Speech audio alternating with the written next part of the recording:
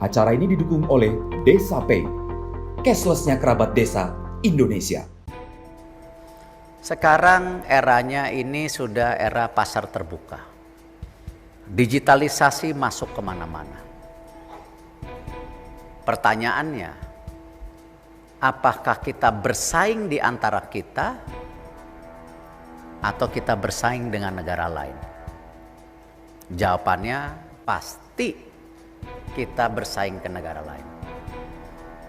Karena itu transformasi yang dilakukan oleh Kementerian BUMN dan tentu para BUMN-nya yang memang sejak awal diarahkan oleh Bapak Presiden. Kemarin Bapak Presiden juga datang ke Labuan Bajo, salah satunya menghadirkan di mana memberi juga masukan dan arahan pada saat rakor BUMN bahwa sudah sebuah keharusan BUMN menjadi lokomotif pembangunan, tetapi juga programnya harus menyentuh rakyat.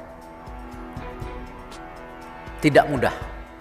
Secara korporasi kita harus mencari keuntungan sebesar-besarnya karena memang pada saat ini negara perlu pemasukan tambahan. Karena itu kita sekarang menggenjot dividen, pajak dan lain-lain dari BUMN yang alhamdulillah dengan efisiensi terlepas dari 90% BUMN terdampak, kita masih bisa kontribusi 377 triliun di tahun 2020. Puas? Tidak. Kita harus tingkatkan. Seperti yang saya laporkan ke Bapak Presiden kemarin, dikala situasi seperti ini kemarin kita masih meningkat pendapatannya 96 triliun. Nah, hal-hal ini yang saya rasa kita pastikan bagaimana secara korporasi kita harus sehat. Sekarang pertanyaannya bagaimana programnya? Tentu program yang kita dorong saat ini kita juga ingin memastikan tadi membantu daripada akses kemudahan dalam mencari pekerjaan dan akses kemudahan untuk kita bisa menciptakan ekonomi baru.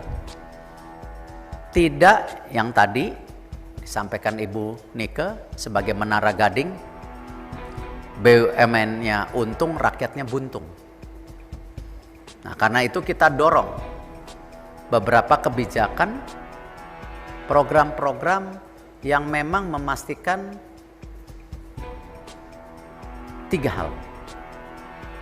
Bagaimana BUMN bisa membantu pendanaan, BUMN melakukan pendampingan, juga kita mencoba BUMN membuka akses pasar. Karena kalau ini terjadi tadi, para UMKM atau pengusaha daerah paling tidak resikonya lebih kecil. Alhamdulillah kalau saya lihat dari data-data yang saya dapat, di Sumatera ini sudah ada 1033 Pertashop. Khususnya di Lampung 206. Kalau kita lihat untuk program Mekar, ini luar biasa. Di Sumatera ini 2,64 juta nasabah, ibu-ibu yang pinjamannya 1 sampai 4 juta tanpa agunan dengan tingkat kemacetannya hanya 0,13%. Kecil sekali. Lebih banyak korporasi yang macet.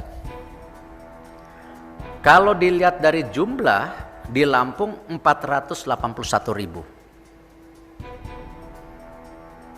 Kita juga sekarang Pak Gub, Ibu Bupati, Bapak Bupati, selain Pertashop yang diluncurkan hari ini, saya tidak mengulang yang disampaikan Ibu Nika, targetnya 10.000, di mana ini kita sangat profesional kurasinya, karena didampingi oleh para himbara, ya ataupun BSI.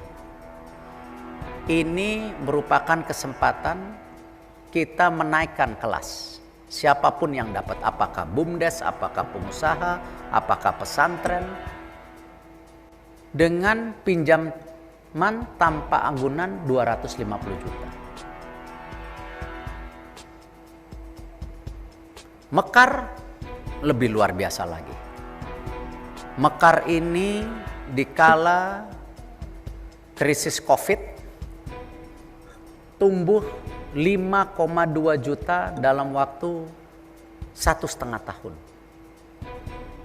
Karena itu kita segera kemarin mengkonsolidasikan lokomotif yang sangat besar, BRI, Pegadaian dan PNM, supaya jumlah mekar yang sekarang 10,8 juta kita targetkan jadi 20 juta. Dan ini benar-benar pembukaan lapangan kerja dan UMKM secara nyata.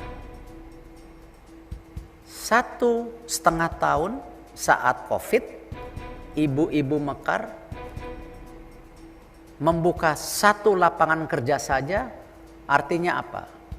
5,2 juta lapangan pekerjaan yang diberikan oleh ibu-ibu mekar, termasuk di Sumatera. Tepuk tangan buat ibu-ibu. Nah, karena itu kita dorong bagaimana harus mencapai 20 juta. Dan tentu tadi sama Pak Gub, bukan jeruk makan jeruk.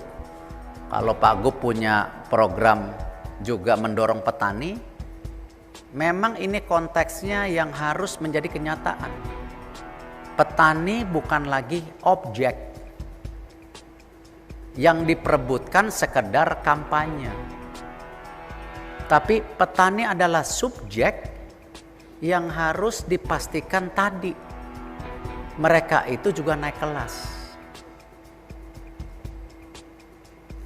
Tentu kalau kita lihat makanan yang disajikan enak-enak tadi. Kalau nggak ada petaninya, kita mau kemana? 270 juta penduduk Indonesia yang namanya butuh pangan. Butuh pangan. Karena itu kita sedang trial sekarang, lagi mencoba. Terima kasih kepada Pupuk Indonesia, ini ada Pak Edi dari Pupuk Sriwijaya. Kita ada zoning, ada wilayah. Kita lagi coba 40.000 hektar dengan 28.000 petani kita dampingi. Yang mudah-mudahan sama seperti Pak Gub, kita nggak jeruk makan jeruk, nanti kita sinergikan Pak Gub. Bahwa ini kita inginkan supaya apa? Ada perbaikan di kehidupan petani. Sehingga kita, yang saya rasa Bapak Ibu Bupati ataupun pimpinan daerah Pak Gubernur, ketika turun ke bawah, kita tidak bisa dan selalu mendengar dan selalu mendapat keluhan bahwa petani tanahnya hilang. Dan mereka sendiri tidak bisa menyekolahkan anaknya. Nah, ini ekosistem yang saya rasa tidak baik. Nah, karena itu saya sangat menyambut ketika Pak Gub ataupun nanti Bapak Ibu Bupati punya program bagaimana kesejahteraan petani, ya kita sinergikan saja. Toh konteksnya kami memang BUMN itu merupakan sepertiga daripada ekonomi Indonesia. Yang memang kita bertanggung jawab daripada keseimbangan ekonomi itu. Saya sangat berharap program-program yang kita lakukan ini juga bisa mendorong bagaimana kita tidak terus terjebak Jakarta sentris, Jawa sentris. Seperti yang diarahkan oleh Bapak Presiden, bagaimana kita membangun dari pinggir, ya salah satunya Sumatera yang memang ini pusat ekonomi, pusat penduduk Indonesia yang tidak bisa selalu dinomorduakan. Sumatera harus bangkit. Sumatera harus punya kekuatan sendiri. Nah, karena itu saya juga memberanikan diri bagaimana kita juga terus menggulirkan program-program, baik itu infrastruktur, baik itu perbaikan daripada pertanian, perkebunan, baik itu juga bagaimana yang contohnya hari ini tadi pagi saya izin Pak Gub hadir ke Bakauni, juga wisata lokal kita ingin tingkatkan. Dan kita berharap nanti ya Sumatera selain infrastrukturnya lebih baik, ekonominya tumbuh, UMKM-nya baik, tetapi juga bagaimana Sumatera juga punya tempat wisata lokal yang juga menjadi bagian dari pertumbuhan ekonomi Sumatera. Dan juga nanti yang saya sampaikan juga kemandirian kesehatan yang selama ini pun banyak masyarakat Sumatera kalau bicara wisata kesehatan perginya ke Jawa, perginya ke pulau lain atau ke luar negeri. Ini harus kita intervensi. Bukan berarti Sumatera mau merdeka. Tetapi penting kemandirian itu supaya apa? Job, pekerjaan itu diberikan kepada rakyat yang di Sumatera. Sama yang seperti saya tekankan kemarin ketika kita meluncurkan smelter di Gresik, membuka 40.000 lapangan pekerjaan, kita memastikan Freeport yang kerja 40.000 itu orang Jawa Timur. Jadi ini bukan kita memecahkan diri, tetapi tadi karena mayoritas penduduk Indonesia nanti generasi muda dan kita berhadapan di industri 4.0 yang namanya lapangan pekerjaan di masing-masing pulau itu harus menjadi isu yang harus kita tangani secara bersama-sama. Tidak nasional, tetapi sektoral di masing-masing pulau. Saya berharap kerjasama kita antara pemerintah pusat, pemerintah daerah, dan pemerintah daerah ini harus kita terus tingkatkan, kita terus perbaiki. Karena kuncinya gotong royong. Hari ini kita diajarkan gotong royong. Kita diingatkan lagi untuk gotong royong. Kalau tidak, jangan sedih kalau di kemudian hari yang mendapat lapangan pekerjaan bukan orang Indonesia, yang datang ke tempat Bapak Ibu bukan BUMN, tetapi bangsa lain yang kita juga pernah trauma menghadapi sejarah itu ketika VOC menguasai negara kita 350 tahun.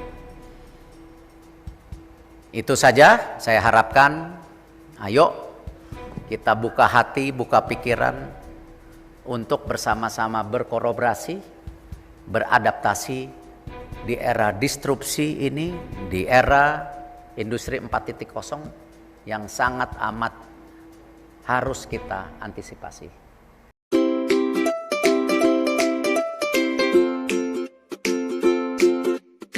Dapatkan kabar baik dan kebaikan desa dan perdesaan hanya di TV Desa News. Unduh aplikasinya segera.